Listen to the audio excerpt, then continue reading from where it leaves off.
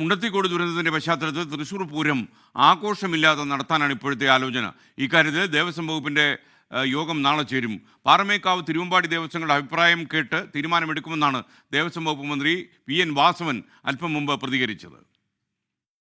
നാളെ രാവിലെ 10:30 മണിക്ക് തിരുവമ്പാടി അതുപോലെ തന്നെ പാറമേക്കാവ് ദേവസ്വം ഭാരവാഹികളും ജില്ലാ ഭരണകൂടവും ബന്ധപ്പെട്ട ഉദ്യോഗസ്ഥരുമെല്ലാം ചേർന്നിട്ടുള്ള അവലോകന യോഗം വിളിക്കുന്നതിന് വേണ്ടി ബഹുമാനപ്പെട്ട കേരള ഹൈക്കോടതി അനുമതി തന്നിരുന്നു.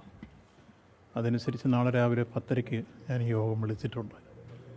ആ യോഗത്തിൽ അവസാന തീരുമാനമെടുക്കും. ഇപ്പോൾ സംഭവം നടന്ന സ്ഥലത്ത് പരിശോധന നടത്തിക്കൊണ്ടിരിക്കുമ്പോൾ ഒരു ഡെഡ് ബോഡിയുടെ അവശിഷ്ടങ്ങൾ കൂടി കിട്ടിയതായിട്ടാണ് ഇപ്പോൾ ഏറ്റവും അവസാനം അറിയാൻ കഴിഞ്ഞിട്ടുള്ളത്. ആദ്യം പറഞ്ഞത് 41 പേരുണ്ട്, കഴിഞ്ഞിട്ട് 42 പേരെന്ന് പറഞ്ഞു. ഭക്ഷണം വാങ്ങിച്ചത് 41 പേർക്കാണെന്ന് പറഞ്ഞു. അതിൽ നിന്ന് രക്ഷപ്പെട്ട ആളുകളെ 2-3 പേരെ കണ്ടപ്പോൾ അവരിൽ നിന്ന് മനസ്സിലാക്കാൻ കഴിഞ്ഞപ്പോഴും കൃത്യമായി നമ്പർ അവർ പറയുന്നില്ല. പൂരം നടത്തിപ്പിൽ ജനവികാരം കണക്കിലെടുക്കുമെന്നും സർക്കാർ തീരുമാനത്തിന് ഒപ്പം നിൽക്കുമെന്നും തിരുവമ്പാടി പാറമേക്കാവ് ദേവസ്വങ്ങൾ വ്യക്തമാക്കി. അവരുടെ പ്രതികരണങ്ങൾ: 10-20 വർഷമായിട്ട് തിരുവമ്പാടി ദേവസ്വത്തിൻ്റെ വെടിമരുന്നുമായിട്ട് ബന്ധപ്പെട്ടുള്ള ആൾക്കാരാണ്. എന്താണ് ഉണ്ടായതെന്നും നമുക്ക് ഒരു വ്യക്തതയില്ല. സർക്കാരുമായി കളക്ടറും സർക്കാരും എല്ലാവരുമായിട്ട് ആലോചിച്ചതിന് ശേഷമാണ് എന്നുവെച്ചാൽ ഇത്രയധികം ആൾക്കാർ മരണപ്പെട്ടിട്ടുണ്ട്.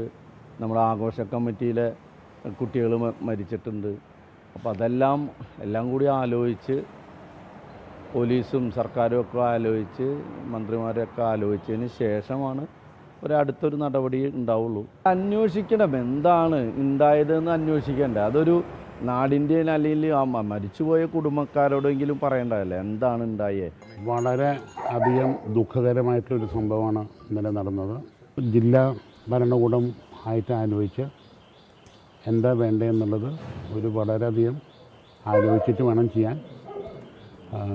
ജനങ്ങളുടെ ഒരു വികാരമുണ്ട് ഇതിൽ അല്ലേ. ഇത്ര ആൾക്കാർ മരിക്കുമ്പോൾ പൊതുജനത്തിൻ്റെ വലിയൊരു വികാരമുണ്ട്.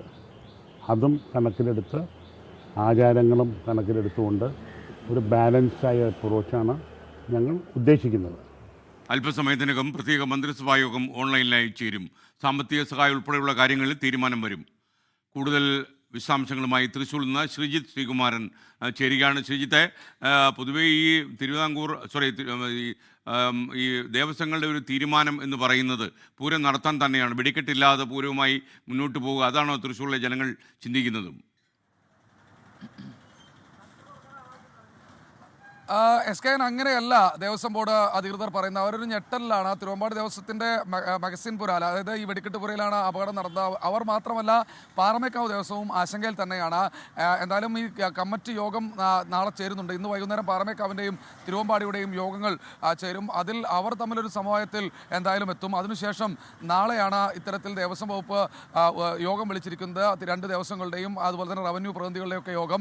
ഈ യോഗത്തിൽ ഒരു ശുപാർശ, ഒരു നിർദ്ദേശം മുന്നോട്ട് വെക്കും റവന്യൂ വകുപ്പ്, അതായത് ജില്ലാ ഭരണകൂടം ഒരു ശുപാർശ മുന്നോട്ട് വെക്കും. അത് ഏതെങ്കിലും തരത്തിൽ അതിലൊരു സമവായം ഉണ്ടാക്കി പൂരം നടത്തിക്കാനാണ് ഇപ്പോൾ തീരുമാനമെടുത്തിരിക്കുന്നത്. അത് ആർഭാടങ്ങൾ ഒഴിവാക്കി ചടങ്ങുകൾ മാത്രമായി വേണോ, അല്ലെങ്കിൽ വെടിക്കെട്ട് ഒഴിവാക്കണോ? വെടിക്കെട്ടിൻ്റെ കാര്യത്തിൽ എന്തായാലും നിയന്ത്രണങ്ങൾ ഉണ്ടാകുന്ന കാര്യത്തിൽ യാതൊരു തർക്കവുമില്ല. സാമ്പിൾ വെടിക്കെട്ട് ഒരുപക്ഷെ ഉണ്ടാകാനുള്ള സാധ്യതയില്ല.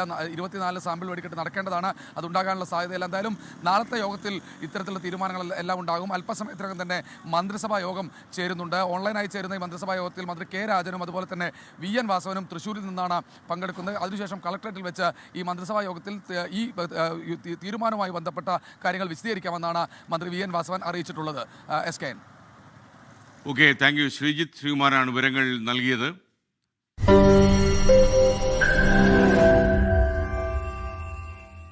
ലോകത്തെവിടെയായാലും ഏത് സമയത്തും 24 വാർത്തകളും ഓഗ്മെന്റഡ് റിയാലിറ്റി പാക്കേജുകളും എക്സ്പ്ലെയിനറുകളും വിശദമായി കാണാൻ ഞങ്ങളുടെ YouTube ചാനൽ നിങ്ങൾക്ക് സബ്സ്ക്രൈബ് ചെയ്യാം.